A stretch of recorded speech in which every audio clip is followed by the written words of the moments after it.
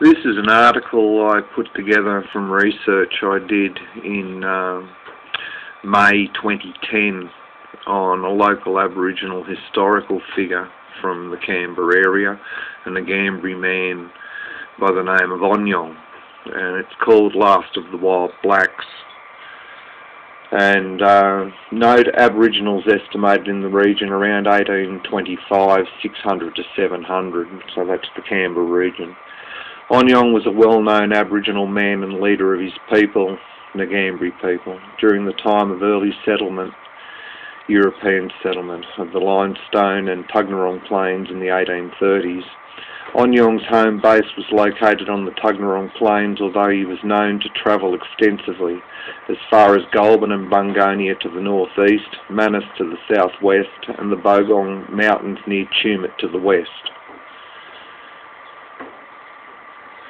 Two groups of Aborigines are recorded in the Canberra region in 1834, the Hagen Hope 46 and the Namich tribe 60 to 70. The chiefs of these two groups were recorded as Jemmy the Rover and Onyong respectively. The members of the group under Onyong were described as wild blacks who seldom go near the haunts of white men. In 1841, the colonial government blanket issue at Queanbeyan listed both men as belonging to the Hagen Hope tribe. For some reason, the two groups had merged, now numbering only 56. Moore of Canberra Station described Onyong as a tall, burly man. He cut an impressive figure to all who met him. His leadership of his people was recognised among the European settlers. Onyong was feared by some settlers and he often raided their stock, but he struck up a respected friendship with ex-convict Garrett Cotter, and the two spent much time together. Garrett Cotter was exiled beyond the limits of location to the Cotter River. It's now the Cotter Dam and Canberra's water supply, but he lived out there as a hermit for some years just with the Aboriginal people.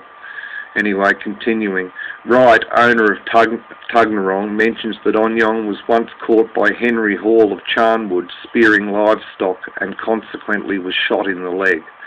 During the 1840s, Onyong's band maintained a close relationship with the Wright family at Lanyon here, and it was known that there had always been rivalry between Onyong and Jemmy the Rover over tribal leadership issues.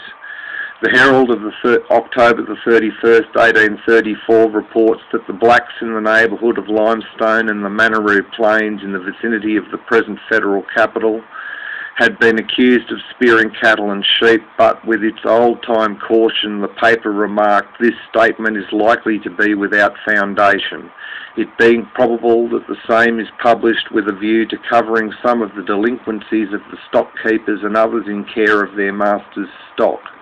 In November of the same year, we read that the natives in the Hunter River, Port Stephens and Brisbane water districts were very troublesome, setting fire to crops and grasses. The suggestion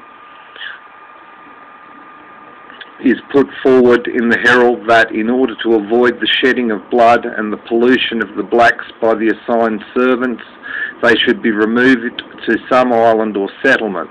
It is distressing, stated the writer of the article, to see the wretched blacks in Sydney generally in an intoxicated state. A few days later, the following illuminating statement was published. The faults of the blacks probably lie with ourselves. Portion of their vice and treachery have been taught by us, and we destroy them for becoming the very creatures we have made them. Passing some accounts of diabolical outrages committed against the native women by assigned servants, it is significant to find that even in those bad old days, there were people in the community with courage to raise their voices against the deeds of brutal violence by white savages on defenceless blacks. Pleas were put forward at the same time for the more humane treatment of this tragic race. They fell, however, on deaf ears. Terence Aubrey Murray of Yarralumla, concerning the employment of Aborigines in 1841, remarked, "They in general show a determined dislike to settled habits of any kind. Their love of independence is too great and habits of wandering too strong to admit of it. They are so wedded into their own habits, supporting themselves with so much ease by the chase, that it can scarcely be expected they should adopt ours. Sometime between 1847 and 1852, Onyong was killed by Jemmy the Rover, as while the latter was away, Onyong had usurped his position as chief. Wright records the burial of Onyong, who he stated was the chief of the Canberra tribe. The site of the burial was on top of a stony hill about a quarter of a mile from the Farwa Bridge. The body was trussed in the knee-elbow position, and the fat around the kidneys was removed. The fat was supposed to possess great virtues and was distributed to the Jins, women, who carried it in their bags, which were hung from their necks. A hole was dug in the ground, at the bottom of which a small tunnel was excavated. In this tunnel the body was placed, together with the chief's weapons, a broken spear, shield, nulla nulla, boomerang, tomahawk, a possum rug, and other items for use in the next world. The grave was then filled in.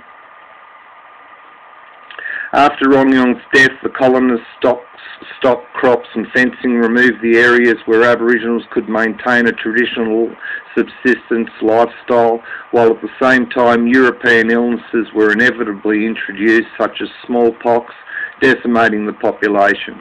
Half-castes tended to remain working on local stations, some dispersed to other tribes in other areas, and others went off to the gold rushes at Braidwood, Araluen, Majors Creek, Kyandra and Adelong.